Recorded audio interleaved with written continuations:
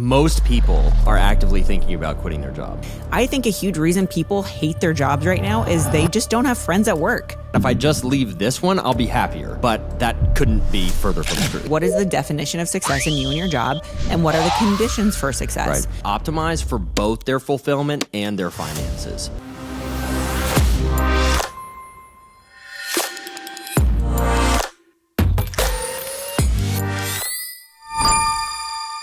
When you're looking for purpose, it's so easy to say, I need to switch jobs to find my purpose, but you don't. Every single thing that you want in life takes sacrifice. A lot of times people are just bored. Like you want to quit because you're bored. When the gratitude question goes unanswered, it is the root source of bitterness. I could work anywhere. I could work at Chipotle. I could work at Panera. I could work anywhere and I would still know how to use my purpose. This is like an unpopular opinion, and I think most people don't do this, and they should absolutely do this. Hey guys, thank you so much for joining us for another episode. Honestly, we've been so honored and really, frankly, overwhelmed by all the support that we've gotten for our first episode. And so we're here. We're doing all of this to help you find your purpose. So if you have questions, if you want us to address your situation, if you want some of our insight and our coaching for free, you can go ahead and you can email questions@purposecompany.co and we'll review it. We'll review every single question that comes in and we will respond and we'll give you the kind of support that you need. So let's jump into it. So today we want to talk about career transitions. Yeah, like most people are actively thinking about quitting their job. Yeah. This is a question we get all the time. Like, should I leave my job? Should I change jobs? Yeah. Should I stay? Should I become an entrepreneur? Should I side hustle? They are thinking about, actually over 60% of the workforce is actively considering leaving their job right now. They're all wondering what's next. And so I think there's a couple things happening. First of all, I get it. I mean, we've been there both individually where we are in a season where we're like, what do I want to do with my life or my career? And I think a lot of times when you're unhappy in your job, you think the only thing you need to change to be happy is to change your job. Yeah, you think that leaving is the answer and that will be the answer, and that if I just leave this one, I'll be happier. Right. But that couldn't be further from the truth. Yeah, well, so what advice would you give someone who's like, Brian, I don't love my job and I think I want to quit, and what do I do? And I think the biggest thing, this is what smart people are thinking, is I don't want to quit just to quit. I want to make sure that I'm going to something, not just running from something. Oh, we talk about that all the time. Like, it's usually a huge, like, almost red flag, pink flag for us if somebody says, I want to leave my job. They don't have anything they're going to. Oh, yeah. And the funny thing is like, whatever don't ever quit your job without a plan. Exactly. Like, I did that, and I don't recommend it. It's very stressful. And how many times have you and I coached people, and they've come up to us, and we totally did not give them the advice, quit your job, and they come to us like the week or two later, and they're like, hey, I got some news. I quit my job. And I'm like, that's not what I meant. Told you. Like, not quite yet. You're not quite ready to leave your job because you haven't done the homework over your transition. Yeah. Okay. If you're going to make a transition, you need to do the homework on your transition, because here's what's happening. Oftentimes the reason we don't like our job, it could be a number of things. Like, the number one reason people quit jobs is because of the relationship with their boss. Yeah. So it could be that. But sometimes it's not that. Sometimes it's like an undealt with thing within you. And so if you quit your job and you go to another job, you're taking the undealt with thing in you from the job to another job.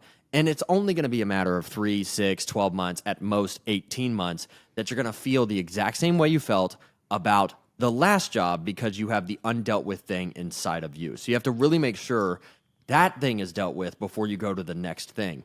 And about this, like, from something to something, you really do need to be going to something, not from something. I mean, most of the reasons that people make changes in their career or in their life is because they're more motivated by what they don't like than what they do like. And that is the default, but it's not the best decision-making paradigm. Which, that's actually not a bad place to start from. If you have no idea, no clarity about what's next, and we've seen this with a lot of young people that we've coached who maybe they don't really have a context for what career trajectory they want to go after. What we'll focus on is, what do you not like? Because sometimes what we don't enjoy is a little bit more clear than what we do enjoy, because we haven't experienced it yet. So if you're thinking about quitting your job, get crystal clear about what are the 3 things around that job that you really don't like. So because those can be your, like, non-negotiables. Totally. And it's so important. Yeah. Like, most people don't like They don't think about what they don't want going into their first job or their second job. And so they don't create like a list of rules or non-negotiables or criteria before they make a decision. So if you're thinking about a job transition, it's a great time for you to actually think about what are my non-negotiables? Because if I can enlist at least 3 to 5 things that I don't like and I don't want to do again, I know that at least that won't be in my next opportunity. But I don't think that's the end point. Like I don't think that's the start and the end point. The start point is what do you not like, but the end point still has to be what do I intentionally want? No, but it reminds me, though, of a really amazing insight that a friend of ours who's now, is he a colonel? No, he's a general. And now he's a general. So it reminds me of this amazing lesson that we learned from a friend of ours who's a general. He said something so profound. He said, we need to determine what is the definition of success and what are the conditions for success. And so he's talking about that in a warfare kind of front. But what does that look like for you and your job is what is the definition of success in you and your job and what are the conditions for success? Right. And so being really clear about that whenever you're going to that next job, like what you're saying is the non-negotiables are super important. So maybe it's you need to know that you're connected to your work. So you need to have a really clear feedback loop that what you're doing is making a difference. Maybe it's the type of work that you want to be focused on is like you want it to be a bit more tangible. You want it to be a bit more creative. You want it to be a bit more fast paced. Like be really clear about the type of work that you want to do. And then maybe it's also too looking at what kind of relationships do you want to have with the people at work. Right now, so many people are working from home. So many people have remote jobs and they feel more disconnected than ever. I think a huge reason people hate their jobs right now is they just don't have friends at work. Yeah. Yeah. And if They're lonely. If you look at the research on like what keeps people in a job, like in terms of loyalty. Yeah, I think Gallup did this study, right? So one of the metrics is, do you have a genuine friend at work? Right. Meaning a genuine friend, not like we're nice to each other in the workplace. Yeah. But a genuine friend who you would like do things with outside of work, like go grab drinks, genuinely go grab dinner, hang out outside of work. True Huge connection, indicator. because I think people really want to have someone that they can trust at work. And it's usually not their boss, and it's usually not the person that they manage. They want to have a peer or colleague that they trust at the end of the day. They want someone who can have shared experiences. So if that's the case, if you are not set up for success in your job, if you don't feel like you have someone that you can trust, that is one of the things that you know going into it is what kind of access am I going to have to those people? Like if I'm going to another job, I'm going to do a culture interview. I'm going to interview other people in parallel roles that I'm going to be interacting with. And I'm friend shopping. I'm like, do I like you? Do I trust you? Is this someone that I want to have a beer with? Because those are the people you're going to be spending time around and you want them. You want awesome people in your circle of influence. You're spending so much time with them. And this is maybe this is like an unpopular opinion, and I think most people don't do this, and they should absolutely do this when they're thinking about their next job or their first job, and it's to optimize for both their fulfillment and their finances. Because most people just optimize for finances, like what's the pay package, what are the benefits? But we all know this to be true, and there's tons of research around it, which is you will take less money at a job you find more fulfilling. As opposed to taking a lot of money and being unfulfilled and miserable, you'll take less pay with more fulfillment. But in an ideal world, optimize for fulfillment and finances, both of those things. When you're looking at your next job, there's 3 primary criteria that you have to look at. One is purpose job alignment. So purpose is the best of what you have to help others. So you need to ask yourself the question, will this next job or opportunity allow me to give the best of what I have? Because if I can give the best of what I have, I'm going to experience fulfillment and joy like associated with doing that. If I experience fulfillment, my willingness to sacrifice increases. If my willingness to sacrifice increases, success demands sacrifice, I can be successful. So you have to optimize for purpose alignment in your next role.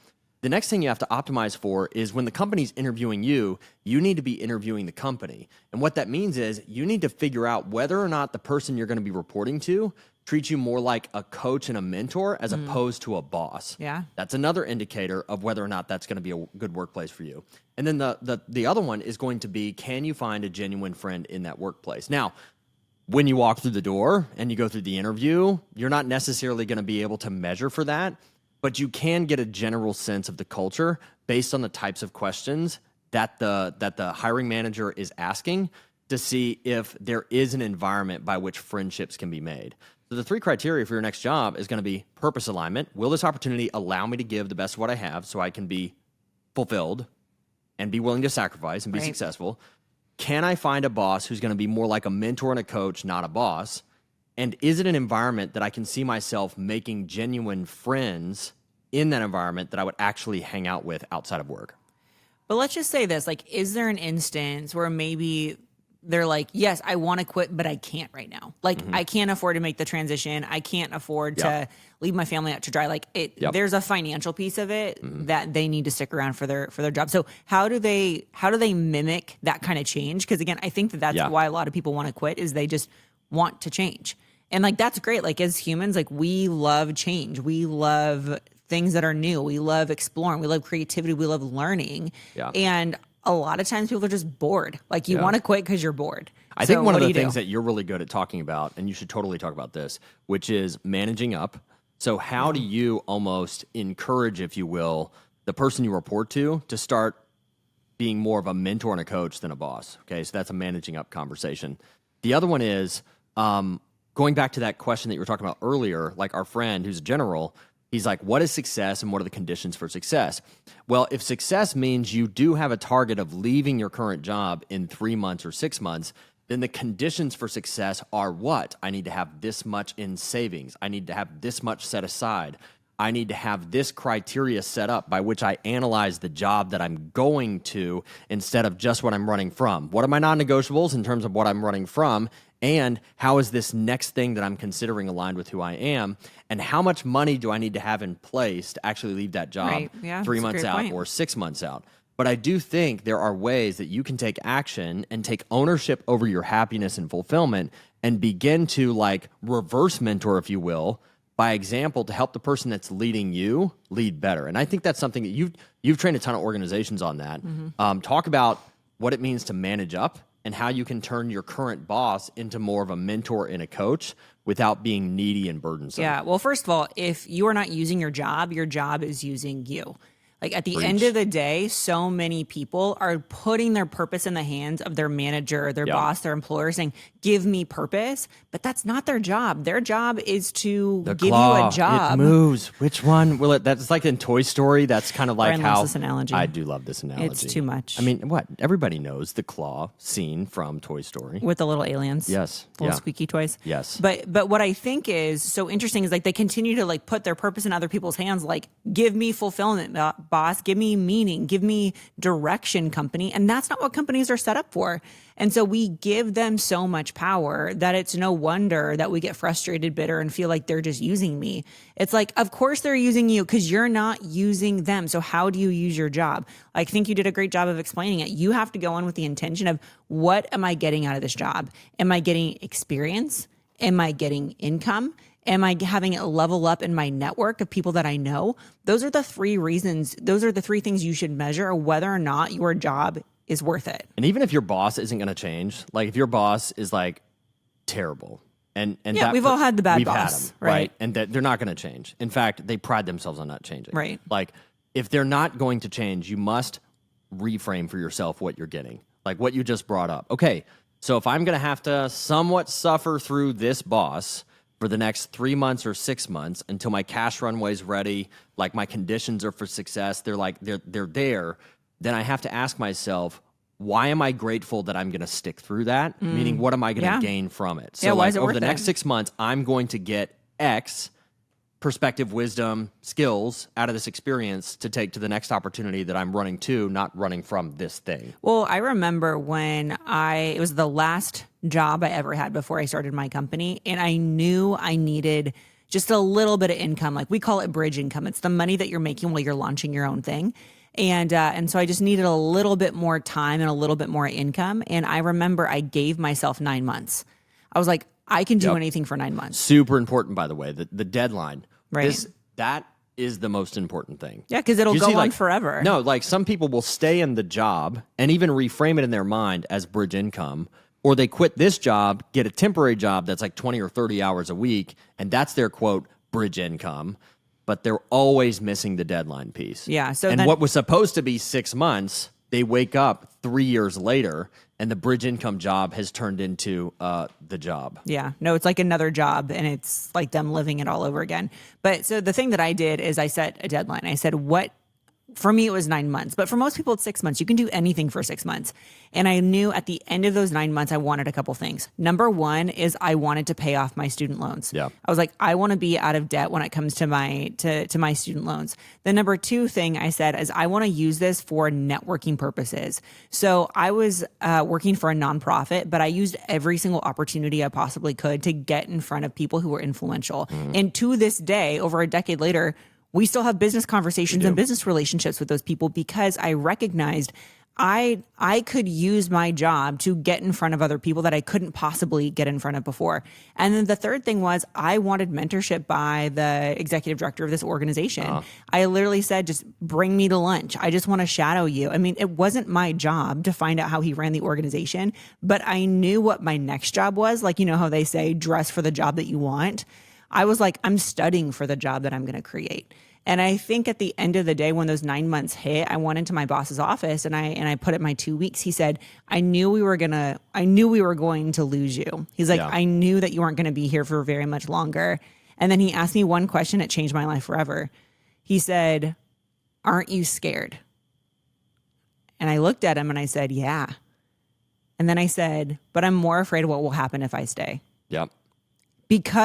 But I knew that I had what it took to go into this next season and have the confidence, the clarity. I was debt free. All of those things made sense for me, that I knew that no matter what was going to happen, is like I had the relationships, I had the mindset, I had the financial stability that I was feeling really good about it. So you brought up some kind of interesting, which is about like, I knew I wanted to pay off my student debt. Yeah. Now, I've heard this a lot. Like a lot of people are like, I can't leave my job. I'm in XYZ debt. Now, that is a very real consideration, and you have to factor that into what are your conditions for success. But I've also seen a lot of people use the excuse of debt to not make a change. Oh, for sure. Yeah. Well, I think a lot of times too is they have become a indentured servant to their company because all they're using that company for is to pay off debt. And then they're bitter at that company. But then they don't because change of their financial patterns and they continue to stay in the debt cycle anyway. Yeah. So it ends up becoming like this reason they can't leave, but it's really of an excuse because like they're more afraid of leaving. Because like by default, most people don't want to change. Like we talk to leaders all the time because our expertise is purpose, and we know that purpose has an ROI and that people who feel their purpose is relevant to the mission of the organization actually want to stay, not leave.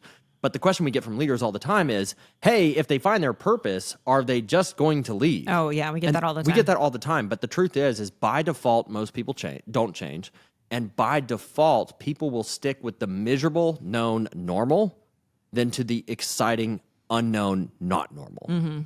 And they won't change, they won't move. So by and large, I always tell leaders, your people are actually looking for a reason to stay, not a reason to leave. Oh, they totally are. I've never met someone who's like, I love going on job interviews. That's like my favorite thing to do. Yeah, so Every fun. Tuesday, I go on my Zoom interview, and it's just like this fun thing. And everybody's that I like on like doing. this weird fake behavior anyway in all these interviews. Yeah, it's like a weird manufactured first date. I don't know. Like, is there really an effective interview method? Because I feel like everybody's on some weird fake behavior. No, everybody's like asking these questions that nobody would ask in normal conversation. Yeah. And everybody's giving these like Miss America World Peace Companies answers. are lying to candidates, and candidates are lying to companies. Nobody's being honest? Yeah, No, I know. I'm just really? like breaking things down here for you. But here's what I think is so interesting is like if you are in a position and you're like, I don't like my job, I want to quit. Don't quit unless you know what you want in that next job.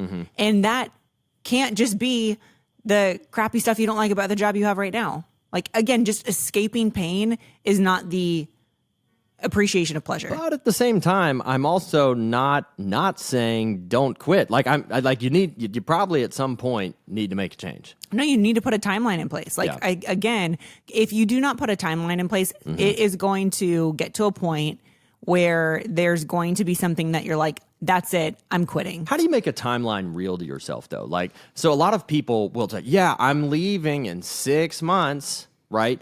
But how do you have someone put the necessary things in place that would encourage them to actually stick to that deadline? You know like what you keep do? the promise to themselves. Is you do a big vacation. You say in 9 months, I'm going to go on this vacation and I'm going to be gone for 7 days, 10 days. And you're like, my goal is at the end of that. So I should put in my 2 weeks and then I go on that vacation. Oh, that okay. needs to make it real. So the vacation is a reset. Does that mean you as well as pre-draft a the 2 weeks celebration. notice? Yeah, for sure. Yeah. It's interesting. What if you, I'm all about like, it kind of goes back to that burn the boats theory, Yeah. which is, do you book a vacation that is like insultingly long that your boss would fire you for doing so? Okay, well, no, I don't think you should do that. But I do think that's an effective strategy, is like do something that represents a line in the sand, that represents a state change, so that way you take it seriously. And it's something on the calendar that is going to represent, I was this way before I went to Europe, and then I was this way when I came back. And you've heard me say this all the time. I'm such a big believer in changing your physical environment to change your mental environment. If you're going to move into a new season, if there's a transition, you need to do something that actually physically represents the transition that you're going through. And we haven't talked about this, but we have to, because a lot of people, when they're making these jobs change like decisions, they're trying to optimize for freedom.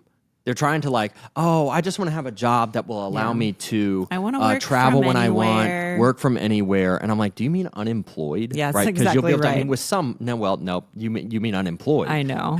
Here's the lesson that I've learned. You cannot optimize for your freedom until you first optimize for your fulfillment, your finances, then your freedom. And how that works is fulfillment first. Will this opportunity allow me to give the best of what I have? And Right. in the opportunity, how can I give the best of what I have? Because if I'm fulfilled, I'll be willing to sacrifice. If I'll sacrifice, I can be successful. Okay, so that's how you optimize for fulfillment. Then you optimize for finances. Okay, so I've got a job. My parameters are I'll be fulfilled under these conditions. What jobs will pay me the amount that I need Sure. to achieve my freedom? But some people are saying, if I just optimize for my freedom, that's the be-all, end-all answer. But all the research shows that one of the greatest indicators of longevity, meaning living a longer life, is having a daily sense of purpose. And freedom, doing nothing, sitting on a beach, playing golf, whatever it is, that's not a daily sense of purpose. That's not a reason to get up.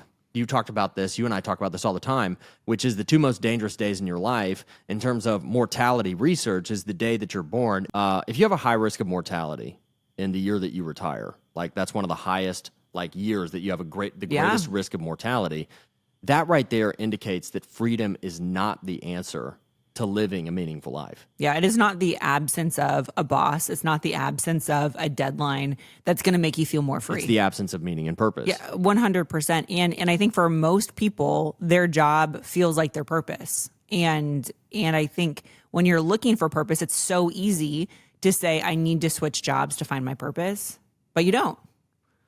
You don't, because purpose is job agnostic.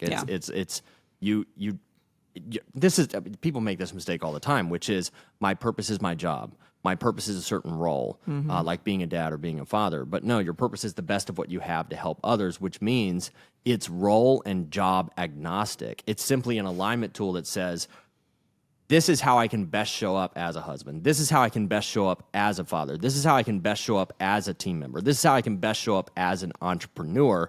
That's the real function of purpose. Because we've worked with like former like NFL players that have gotten cut from the team, and they go through this like identity crisis because they're growing up in high school going, I'm going to be an NFL player one day. And they actually made it happen because there's so many people that didn't get that opportunity. But then like a year or two into the NFL, they thought they were going to have this 4, 5, 6, 10-year career, but they got 1 to 2 years and now it's gone and it's never coming back. And they're like, I don't know if I have a purpose. But the truth is that the job wasn't the purpose, right? You have this collection of things, the best of what you have that you contributed towards being on an NFL team. Now you've got to take the best of what you have, your natural giftings, your skills, right? The types of problems you like to solve. You got to take all that, the perspective and wisdom you got from being in the NFL, and apply it to a new set of circumstances. Yeah, it's repackaging, but your job isn't your purpose. It's the platform by which you serve your purpose. Right. And that's what you have to think about with your job is you have to use your job as a platform to use your purpose. Because if not, again, your job's going to use you. So going into, and I know this, like if I were to not run this company and not do what we do, like I could work at Panera Bread, like I could work at freaking Chipotle and I would be using my purpose. Are you sure? You think you do good in the restaurant industry? Yeah. That's mean. I would serve with a smile. Thank you very much. I lasted a whopping 2.5 months in the restaurant industry, so I'm pretty sure it wouldn't work out for me. Okay, we know that. But anyway, that's probably because you didn't like smelling like food. I don't know. Oh, you're 100% right. Yeah, that's the truth I of it. worked It in- wasn't the service so- so industry. It the- was the smelling industry that you were just couldn't handle it. the side story on that is the only restaurant I ever worked in Smoky Bones. was Smoky Bones, right? Barbecue restaurant. Is it even around? That was a Darden restaurant. We don't know. I don't know, but I would leave work and it just smelled like barbecue. And your car smelled like barbecue and your laundry hamper smelled like barbecue. And that was 2.5 months of my life. Okay, well, I worked in a ice cream shop, and I smelled delicious. You mean, I was smelled like it ice sugar. cream or froyo? It was both. Oh, it was Tasty both. Time. Yeah, Tasty it's called Time? Tasty Time. Was it spelled some unique way? It was not. It was traditional spelling. Yeah, we were classy. But there was a dancing ice cream cone outfit. I never had to wear it because I was too tall, but that was an option. Lucky for you. I would gladly don that apparel, but that was not in the cards for me, unfortunately. No, but what I was saying was I could work anywhere. I could work at Chipotle. I could work at Panera. I could work anywhere, and I would still know how to use my purpose. And I think when people don't realize that they take their purpose with them everywhere, that the company that they work for does not give them their purpose, it's like you take your power back. Yeah. You then can't be frustrated that your boss is a jerk. It's like, hey, they don't see me for my purpose yet. You can't be mad at your industry for going through a contraction. You're like, hey, it's okay. I have my purpose no matter where it is that I go. And that makes you bulletproof. Like you're freaking invincible at that point. Okay, so let's dive into questions. Let's do that. All right, Matilda says, I'm 28 years old and just feel like I'm drifting through life, not really having anything or anyone that drives me besides having money to survive and do what I want, like travel and just generally get by. I still live at home with my parents, and I don't really have a social life and thus any friends. I also don't really have any hobbies because reading, playing video games, and enjoying movies. So my life, as it were, is pretty empty, always has been, really. Yeah. Well, I think the biggest challenge for Matilda is that she's in isolation. Yeah. And so when you're in isolation, you are just comparing yourself to what you see on your screen. Mm-hmm. And so you're thinking, I shouldn't be in this place. Like I shouldn't be living with my parents. I shouldn't be making this little money. I shouldn't be playing so many video games. And so like she's in this like should cycle, right? Of just like comparing herself to what she's seeing on her screen. Yeah, isolation, should cycle, and the should cycle puts you in a shame cycle. So that's how you end up there. So the first thing that has to be broken here is the isolation. We can't continue to live our life through a screen. So I think the first thing that she needs to find is what we call as her natural advantage, which is the role she tends to play in life and work. Because once you get out of isolation, you need to find out what your purpose is in perspective of other people. So finding your natural advantage is going to be able to help her identify what kind of service can she be unto other people, because purpose isn't about you. Like if you're sitting in a room and you're like, I now have my purpose, the next question is naturally going to be, what do I do with it? And so for her, she's got to find her natural advantage, which is the role she tends to play in life and work. And so once she finds her natural advantage, then she's going to be able to see, oh my gosh, this is actually how I'm going to find the most fulfillment in context of other people. So if she's just living at home with her parents, she's first going to be able to find what's the context of how I am in relationship to my parents, because purpose is the best of what you have to help other people. And so whether she is serving her parents or serving the company that she's working for, it sounds like she has a job. It's getting really clear on what is the best of what she has to help other people. Like she's had some education, she's had some life experience, and she's got to be able to tap into at least one of the core elements of her purpose factor. So it's interesting too, because what she's saying is like not having anything or anyone that drives me besides having money to survive and do what I want, like travel, but this part right here, and generally get by. I think it's one of the things that really, I don't know, sobered me up years ago was that one statistic, and I think you know what I'm talking about, which is you have a 1 in 400 trillion chance of existing. It's a beautiful thing to know that you get to exist in the first place. And so when you first find that out, I have a 1 in 400 trillion chance of existing. Oh my gosh, how exciting could that be if I made the absolute most out of it? And so I think this is a generation too that is living in isolation by and large. We're hanging out, we're like binging television shows, Totally. playing video games, scrolling TikTok. Our reality is seen through our phones. It totally, and it's a dopamine casino. It's like pull down, get another hit, pull down, get another hit, pull down, get another hit, and it's like it's like that short fuse dopamine. It's like it literally only lasts as long as the TikTok 15-second reel or whatever, and then it immediately fades. It's why you have to keep doing it, and you get into like even more of a spiral of despair, because once it wears off immediately, and you look around and you're like, I'm still at home. I haven't hung out with friends in 6 months. My job is virtual and I work from home. I need to get connected with not only who I am, but get connected with people and give away the best of what I have, right? So step number 1 here is to find your exact purpose.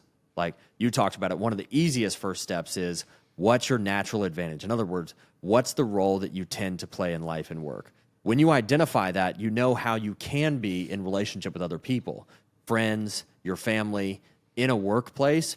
Then when you start to discover that first element of your purpose, your natural advantage, which speaks to a lot of your identity and nature, then what you want to do is put yourself in a position where you can give away the best of what you have in service to others. So when we live our entire lives through like the lens of this phone, you cannot live your life in service to others just consuming, sitting on a phone. You have to discover the best of what you have and then go find people to give that away to so you can experience fulfillment. We talk about this all the time. Fulfillment is the feedback loop on living a life consistently on purpose.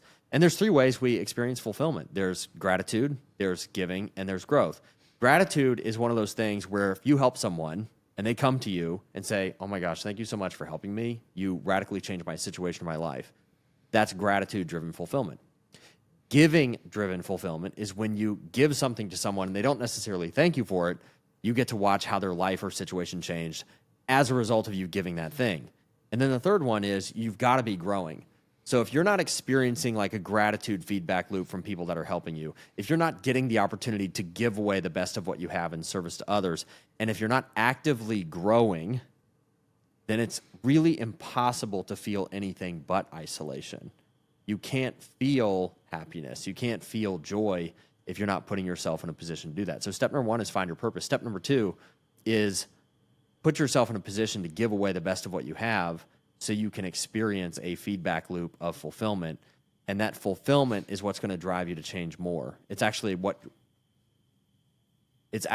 going to increase that growth mindset. Because a lot of people had a growth mindset. Maybe they were a kid and they had a dream of doing something one day. It's so funny, right? If you go talk to like young kids, you talk to kindergartners, you talk to first graders, you talk to fifth graders, whatever it is. You're like, what do you want to be when you grow up? Well, it used to be like, I want to be a fireman, a doctor, or whatever, but now it's like, I want to be a YouTube influencer. Right.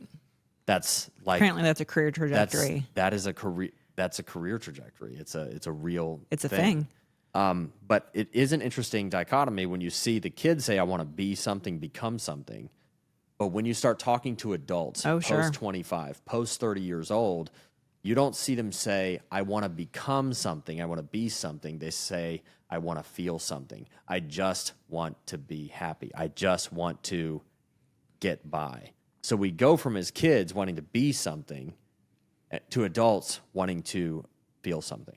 So, Matilda, here's what you need to do. So the first thing you need to do is you need to find your exact purpose and check that out by looking at the purpose factor assessment. When you take that assessment, you're going to see a couple things. Number one, you're going to find your natural advantage, the role you tend to play in life and work.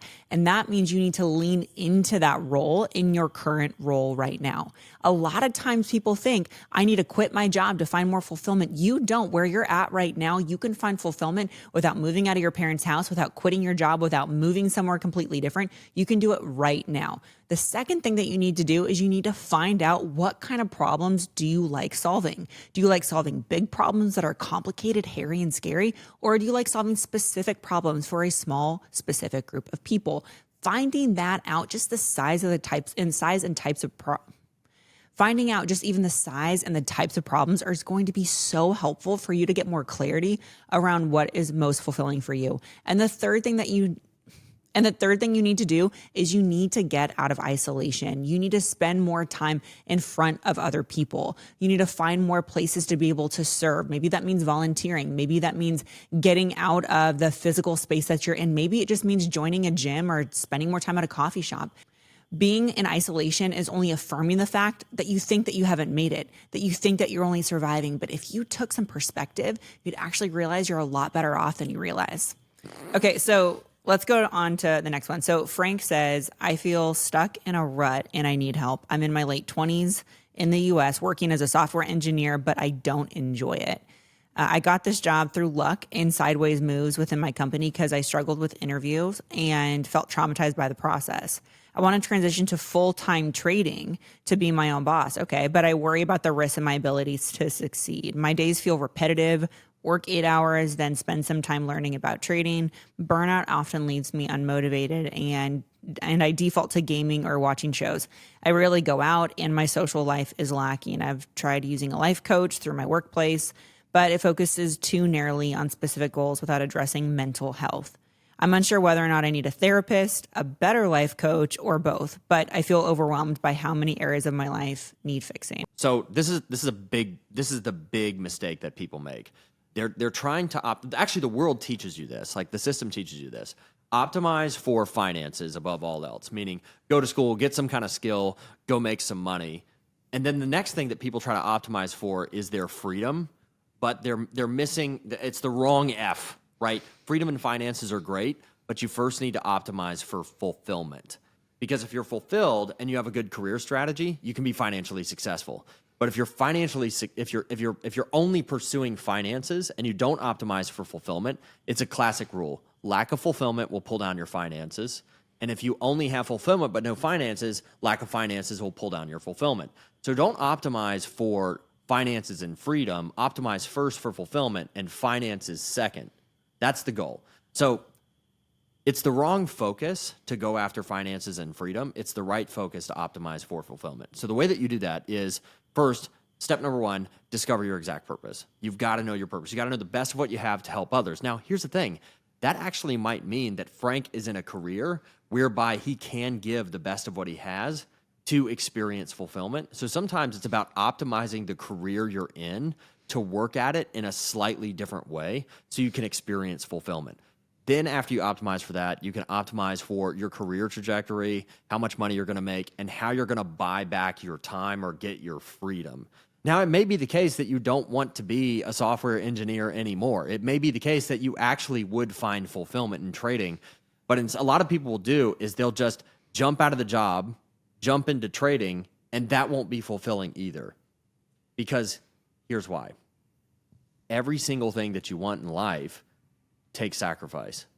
So whether it's a career as a software engineer or a successful trader, it's going to require learning. It's going to require persistence. It's going to require overcoming objection. It's going to require sacrifice. And it's usually the sacrifice that people are unwilling to put in. And the reason for that is they're not sure if the sacrifice will be worth it. Having done this for like a decade, coaching thousands of individuals, all of personal development comes down to this one question. Is what I'm doing worth it? If you can say, yes, what I'm doing is worth it, that means you've said it's fulfilling. And it's worth the sacrifice, meaning it's going to be worth it even on the days I don't like it because I know where I'm headed. I know that it's aligned with who I am. I know that it's the right direction. I know the steps to actually achieve it and be successful. So the first question becomes, how can I align the best of who I am to the position I'm in? And if that's not possible, if I do make a change, how do I make a change towards something that is aligned with the best of who I am? The best focusing question to ask in a situation like this is, can this opportunity allow me to give the best of what I have? And if I'm going to stay because I need to, how can I in this situation give the best of what I have? Those are some questions you want to answer before you start making changes. Because this is you and I see this all the time. People just like make changes. They quit a job without really thinking about it, or they stay at a job longer than they should without really thinking about it, and they haven't been able to answer the question, is this worth it? And would this next thing be worth it if I did it? Well, I think a big problem that Frank is trying to deal with is his addiction to change. I think as a society, we are addicted to change. We think if we change our circumstances, then we're going to change. We don't realize that we're bringing the same mindsets, the same methodologies, the same software system in our head to the next thing. And another big mistake that he's making is he's looking after time freedom. I want to throw up when people say that they want time freedom.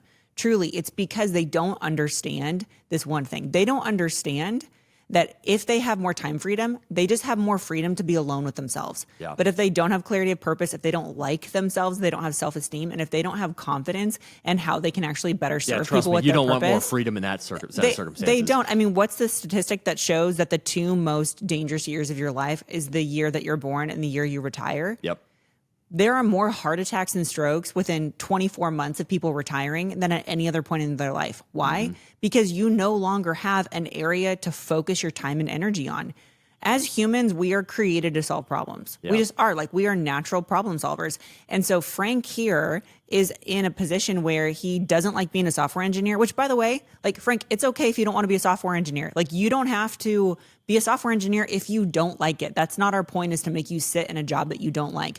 But what you don't want to do is jump to something else, like being a trader, and think that that is somehow going to be more fulfilling. Unless you know this one thing, you have to know what your purpose is and how you can use your purpose to help other people. If you're just day trading in and out, you're just serving yourself. At the end of the day, you're going to be really frustrated. You're not going to feel fulfilled, and you're going to end up exactly how you feel right now in another 12 months. What's going to keep you from feeling that regret in the future is when you get clarity on your purpose, which is the best of what you have to help other people.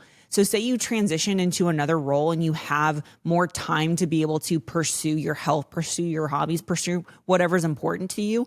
You will not feel fulfilled at the end of the day until you realize that it's not about you. Yeah. You have to realize who is it that you're supposed to help, and then go help them. So maybe it's your family, maybe it's your friends, maybe you're going to turn this into a course or a YouTube channel where you're teaching other people the journey that you've been through. You will not feel fulfilled when you're making it about you. And I guarantee if you jump into another role and you don't get clear on your purpose, you're going to feel just as bad as you feel right now. It really goes to show how optimizing for freedom is the wrong target. Oh, it's not the worst target. It's not the right target. And it's so selfish. It is selfish, right? I'm okay if you want fulfillment and then freedom. Optimizing for fulfillment, which you can only optimize if you know your purpose. Your purpose is the best of what you have to help others. Fulfillment's the result of helping others at the best of what you have. But if you optimize for freedom, you'll just find yourself with all this time on your hands. And if you're day trading well enough, you might find yourself with a nice car or a nice house, but that might all fade too. And you'll just have a whole bunch of time with yourself. Exactly. And if you don't like you still haven't yourself, addressed. you're like, this sucks, right? Yeah. Like, I'm alone on a beach. Like, how many people do you meet who are retired or are in a position where they don't have to work and they don't like themselves? They're bored. Like, they're really bored. Truly. And Right. and so The golf and the beach wear off after like 6 months to 12 months. Probably less than that, actually. yes. I mean, we don't have to work. If we never worked again, we wouldn't have to. But the reason that we do what we do every single day is because we know that we have a purpose. Yeah. We know that there are people on this planet who have to know what we know. All right, let's take a question from Alex. Alex says, my wife, who is 27 and I am 28, had only been married for over 2 years, but started dating over 12 years ago. So they've been together for 12 years, over 12 Married for years, 2. and they've been married for 2. Okay. No kids. Not only has half of my life been spent with her, but it was during most of the transformative periods of my life: high school, college, adult, working life, after college. Very early in our relationship, we became each other's number one ride or die, and anyone who knew us could see that both of our identities were intertwined. All of my closest friends now have never even met me without my wife being part of my identity. The last time I lived life without her, I was barely 16. I have absolutely no idea who I am or what my life looks like without her. Any advice on starting this new life after divorce? How do I deal with having to find an entirely new identity and way of living? Oh, wow. Yeah, that's tough. Like, that's that situation where you have spent a majority of your life with another person. Mm-hmm. And so that context, your entire context. Nobody brings it up. It's like, this is not just like, that's not like living from age 22 to 34.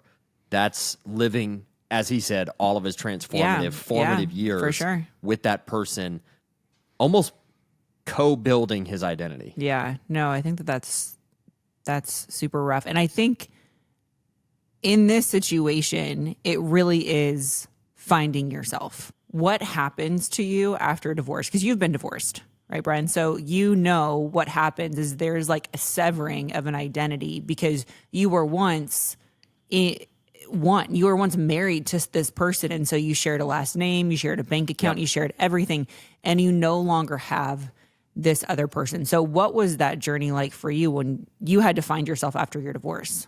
So it's very interesting. Somebody described to me a divorce is kind of like a death. And I think that's very accurate. Yeah. If you've ever lost somebody, you know it's a painful experience, like lost somebody to death.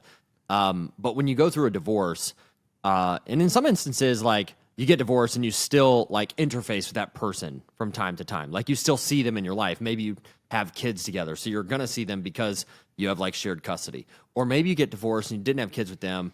And in my case, I got divorced and never, ever saw my ex-wife again, period. Okay. So in a way that was pretty similar to a death. Sure. Okay. Yeah, makes sense. So there's definitely like a grieving process over losing a person, but then there's a grieving process over who you were with that person. And so one of the first steps here is grieving who you were with that person. But the very next thing after that is asking yourself, why are you grateful that you had that relationship? And two, this is the harder one. Why are you grateful that it ended? Whoa, that's good. That's the harder question. Why are you grateful that it ended? And you're going to have to fight through tears on that one. You may not be ready to answer that question today, but it's a question you should answer. When the gratitude question goes unanswered, it is the root source of bitterness. Now, all of us have had people in our life that have gone through a breakup, whether the breakup of a marriage or the breakup of a relationship, and we've all met the bitter person. It was 5 to 7 years ago, whatever it was, and they are still as bitter as if the divorce or breakup happened yesterday. Fresh still. It's still fresh. And here's where that comes from. It comes from allowing it to be framed in the pain instead of intentionally framing it in the gratitude. Gratitude is the beginning of healthy beliefs. Bitterness is the beginning of bad beliefs. Bad beliefs don't serve us. Good beliefs do. Yeah, gratitude, it sucks out the poison. It does. It does. And it's not an easy one, right? Just like, healing from an injury is not an easy thing. But the first step is, one, grieving not only the loss of the relationship. Two, grieving who you used to be in that relationship. Three, asking what from that relationship am I grateful for? The good stuff and the bad stuff. And why am I grateful that it ended? Because what we take with us, if we choose, from something like that is wisdom and perspective. Wisdom and perspective often come from pain, not so much from success. So he's got to ask himself, what did it give me? What did it give me to lose that relationship? And the really, really hard stuff in that relationship, that was the bad stuff, the not so great stuff, what did that give me too for perspective and wisdom? Because the next step is living a life of purpose, meaning now in this new chapter, I have to find out who I am, right? Who I am is answered by knowing your purpose.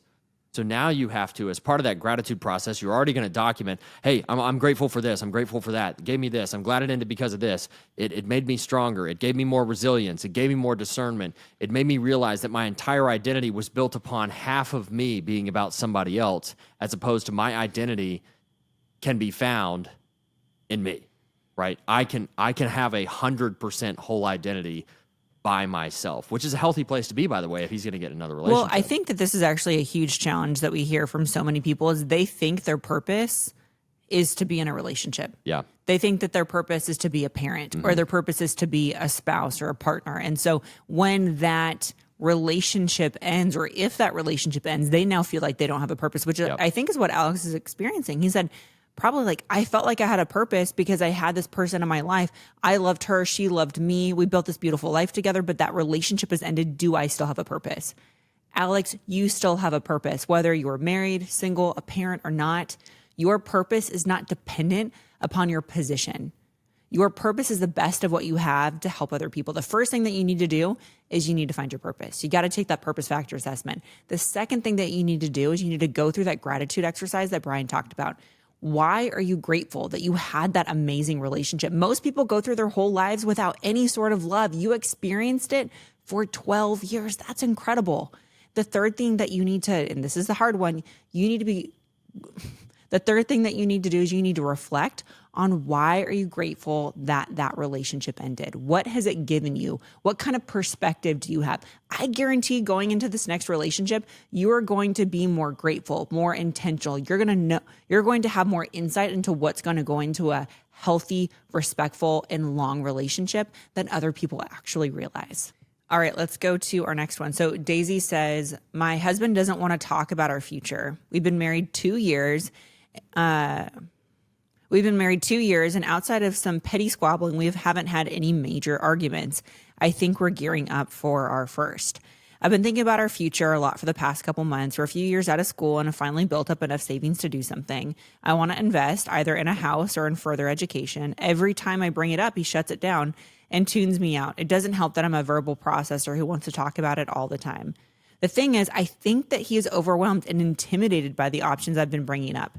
He seems to like low risk, low reward situations, and I honestly wouldn't be surprised if he wants to stay in our tiny apartment with our low paying jobs forever. I need some advice on how to approach this. Part of me wants to sit down with him and try to communicate about where we're disagreeing and what his feelings are, but I don't want him to feel attacked or cornered. Our future is something that we need to agree on together. It just can't be my dreams or his avoidance. So that's really hard to be both in relationship with somebody you love and somebody you're presently very frustrated with. And it's the person like you committed to, you're in relationship with, and now you feel like mentally they may be holding you back. And that's a really tough spot to be in, because here you are in this committed relationship, and also you have this committed near decision that I need to make a change, and the person that I'm with isn't ready to make that change, either by their patterns or by their actual words. I'm not willing to change. And this is one of those things, and I learned this from Dr. Henry Cloud, who wrote that book, Boundaries. He's a clinical psychologist, really great book. And he talks about how every great relationship has to have love and limits. Don't sacrifice love in the name of limits or boundaries, and don't sacrifice boundaries in the name of love. You have to have both. And so what oftentimes happens in relationships like this is people will sacrifice the dream, the desire to grow, the desire to be better, the desire to invest in themselves, just to maintain the love. And then some people will say, screw it, I'm going to go do the thing. I'm going to go invest in myself. And you can just choose to sit here and wallow if you want, right? That's sacrificing love in the name of limits, and that's not healthy either. You really do need both. But it is going to be a conversation, and it may be the first conversation of like tension that she has, but it's a necessary one, because it's really going to be hard for a relationship to thrive if bitterness continues to compound year after year after year. Oh, and she will definitely start to feel bitter if she feels like her husband is holding her back. But the truth is, like, Daisy just said that this is their first big fight. I mean, they've been 2 years in, and this is not a bad thing to squabble over, is to fight over where are we investing our time and our resources. And so being able to be on the same page is so incredibly important. But we've seen from the thousands of people that we've coached, a lot of them have in a season that there's a mismatch of priorities. And that can be really frustrating, but there are key ways that you can make sure that you get on the same page. What I've seen is a lot of times partners are not on the same pages because they're not communicating what their priorities are and why it's important. So I think one of the first things that Daisy needs to do is she needs to get clear and on the same page with her husband about what their priorities are. What does it look like? What does the next 5 years need to look like for them? What does the next 10 years need to look like? Is having a clear vision, a clear purpose for their marriage is going to help create some alignment on their financial investments. One of the first things that we did in our relationship was talk about what our purpose was was. So that way we knew every decision we made, from what we spent money on to what kind of cars that we had to where we lived, what we invested in on our personal education, everything came under that umbrella of our purpose. And getting clear on what our collective purpose was super, super important. And it's interesting. It's more like giving Daisy like the language to use in a situation like this. And it might be something as simple as, hey, babe, we've had an amazing first 2 years. Like, it's awesome. I'm so glad we got together. And if you kind of look back, it's like we fall in love and everybody falls in love and it's awesome. And most couples probably don't really make agreements as to what they're after, like what they're after together, what they're after individually, how they're supporting each other. And I think it'd be really good for us to come to some agreements as to what we're going to do next. Now, you probably might be feeling that life's a little overwhelming right now. You might be feeling like, I can't possibly take just one more thing. I feel like her husband might be feeling like, I'm barely getting by. So it's really important for her to like empathetically acknowledge that, Yeah, for sure. so that That's the great. walls come down. And then after acknowledging that with empathy, start to position in such a way that allows him to articulate what he wants over the next couple of years and her to articulate what she wants over the next couple of years. And she also has to be okay that even though she's going to potentially step out in pursuit of what she wants over the next 2 years, she needs to be okay with the fact that he may not be ready to do that for himself. But she can say something like, I know this may be frustrating to you, but I want you to know it's going to allow me to show up better for you as a wife. Should you support me in doing XYZ thing, investing in my personal education, investing in this first, residential real estate opportunity, whatever it is, it's really important that she contextualizes it as something that will actually contribute to her being able to be there for him better. Well, most couples don't grow at the same rate. True. And so being comfortable with that there's definitely been seasons in our own relationship that you were growing faster than I was. And there's probably some seasons that I was growing faster than you. And that's okay. So they're only 2 years in.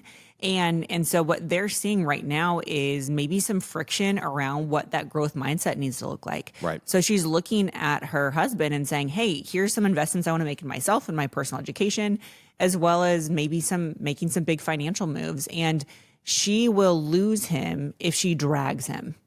She will lose him if she drags True, him. very And much. so making sure that she's on the same page as him, even if it takes a little bit longer. Like, Daisy, I get it. I think when you have a vision and you have clarity on what you want to do, you want to take action immediately. But as someone who's in a committed relationship, it is unkind to pull someone along who doesn't quite see it yet. So you might just need to move a little slower. Maybe it's not going to be something that you do in the next 12 months. Maybe it's something that you're going to do in the next 3 years. But at the end of the day, your relationship is what is most important. And so sometimes it just takes a little bit of education. Sometimes it takes a little bit of exposure therapy. Odds are, I would bet Daisy's husband is just not been exposed to a growth mindset. Yep. And so take him to a conference, have him read a book, start to get him around other people that it's normal to invest in themselves. That's really all it is it sounds scary because it's unknown. Right. Yeah, and it's so true, because like most people, I think we all assume, right, that everybody operates from the same growth mindset. But there's no growth mindset. There's high growth mindset. There's moderate growth mindset. There's growth mindset to a point in which you've achieved something. You're like, that's good enough. I'll just kind of like set it on cruise control. And it's really understanding, where are you and where are they? Because if their growth mindset is lower than yours, then what they're also looking for, like her husband may be looking for, I want to see if what she says she wants to do is real. Oh, for sure. Like He oftentimes, probably needs to see proof. yeah, if people have a lower growth mindset, they tend to be people who want more proof that the thing that the other person is advocating for is going to work. And so she's going to need to start taking some like baby steps towards she's serious about the thing.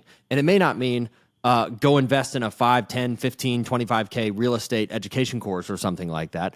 But it might mean reading 5, 10, 20 real estate books over the next 3 to 6 months and beginning to build her skill set in that thing to show that she's consistently and actually serious about the thing. Because most people make judgments based on patterns and receipts. Well, I think a big thing that they need to talk about is, what are both of their fears? she's operating from a place of being afraid. It sounds like she's afraid that they're going to miss an opportunity to advance. She's afraid that they're missing out on an opportunity to compound their income by having some of these investments. Like there's a fear factor there for her. Sure. But he has fear as well. Yeah. And so his could be that he's going to leave the unknown, that he's going to be out of control, or maybe they're going to make these investments and it's not going to work out well. Mm-hmm. So having a conversation around what that fear point is going to really release a lot of the unknowns because so many people are dominated by their fears. Fear is the number one reason why people are making decisions. Yeah, most people make decisions by default, which means they make decisions by fear or in the avoidance of their number one fear, right? So if you primarily fear rejection, all of your decisions are likely going to be filtered through how do I avoid rejection.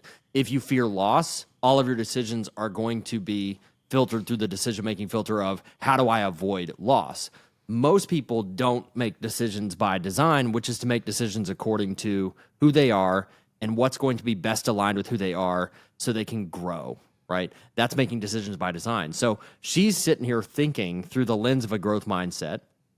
She's thinking through a lens of intentionality. And in some senses, he's probably making decisions or just kind of like batten down the hatches, keep everything the same because he's probably operating from a position of fear. So Daisy, the first thing that we're going to do is we're going to send you the purpose factor assessment for you and for your husband so you guys can both find your purpose. That's going to create a conversation around what your priorities are. Inside of the assessment, there's actually a section where it talks about core values. I want you guys to sit down and have a conversation over your next dinner about what your core values are based off of your purpose factor assessment results. And odds are you're going to come to him and you're going to be like, honey, I want you to take this assessment. And he's going to be like, no way. But if you go to him and you say, hey, I would love for you to take this assessment because it's going to help me better understand you. And so coming at it from that perspective is really going to make sure that he's on board and he's actually going to take it. It takes less than 20 minutes for both of you guys to find your purpose and then come together and have a more intentional conversation around what your priorities are, what your core values are. And then from there, I think you need to have a conversation around why this is so scary for you and why this is so scary for him. Addressing what your fears are is going to level set the conversation so that way you guys can make decisions together. But honestly, you're in a great place 2 years in. If this is the first big conversation you guys are having, this is the first big conflict, this is a really good thing to have conversations around. Where are we investing our time? Where are we investing our money? And what are the priorities that we really want to build a life around?